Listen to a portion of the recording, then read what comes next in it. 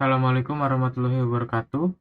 Saya Taludar Raffi dengan NPM 24170511004. Di sini saya akan mengerjakan studi kasus PBO, yaitu tentang adu suit gunting batu kertas. Nah, adu suit gunting batu kertas ini merupakan permainan klasik yang melibatkan dua pemain secara bersamaan memilih satu dari tiga simbol, yaitu batu, kertas, dan gunting. Yang aturannya itu di mana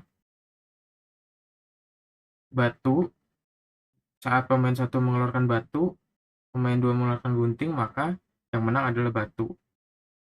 Jika salah satu mengeluarkan kertas, maka gunting ini akan menang. Dan kertas itu pasti akan mengalahkan batu. Jika kedua pemain memilih pilihan yang sama, maka hasilnya adalah draw atau seri. Maka di sini ada penjelasannya yang sudah saya buat sebelumnya. Yaitu state Q. State Q itu dimulai dari state awal, yaitu start. Nah, itu state setelah player 1 memilih, yaitu P1B. P1B ini adalah player 1 memilih batu, player 1 memilih kertas, atau player 1 memilih gunting. Ini juga player 2 memilih batu, player 2 memilih kertas, player 2 memilih gunting. Dan ada player 1 menang, player 2 menang, dan draw. Itu untuk state hasil. Jadi state ini merepresentasikan kondisi permainan setelah setiap input diterima. Lalu di sini ada alfabet input, yaitu ada B itu untuk batu, K itu untuk kertas, G itu untuk gunting. Masukan pertama adalah pilihan player 1 dan masukan kedua adalah pilihan player 2. Meskipun dalam model non-deterministic FSM, kita bisa memperlakukan nilai pertama sebagai milik P1 dan P2 secara bersamaan. Di sini ada S itu state start, dan F yaitu fungsi finalnya. Ada P1 menang, P2 menang, atau draw.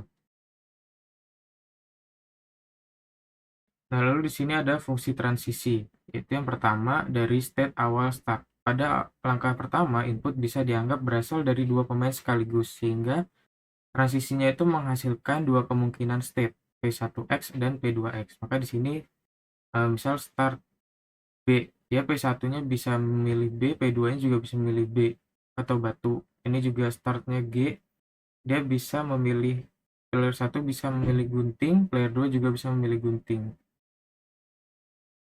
Nah, ini transisi yang kedua, ada transisi dari state pilihan player 1. Jika player 1 memilih batu P1B, maka ketika P1 memilih B, P2-nya B, maka dia draw. Jika P1-nya memilih B, P2-nya memilih G, maka P1 menang. Jika P1 memilih B, P2 memilih K, maka P2 yang menang. Nah, tapi jika player 1 memilih kertas, P1K, itu player 1 memilih kertas, player 2 memilih kertas juga, dia draw. P1 memilih kertas, P2 memilih batu, maka P1 menang. Jika P1 memilih kertas dan P2 memilih gunting, maka P2 menang. Jika player 1 memilih gunting, P1G, nah P1G dengan P2-nya juga G, dia draw.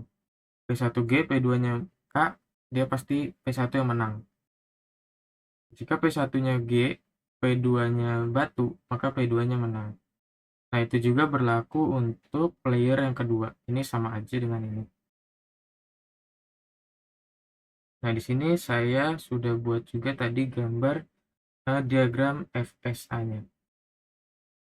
Di mana di sini start, jika player 1 itu memilih B, maka dia bisa, jika P1B terus P2 juga B, maka dia bisa draw.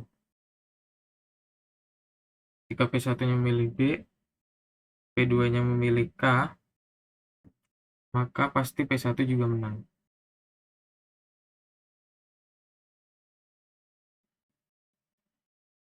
Ya, ini gambar diagram FSA-nya.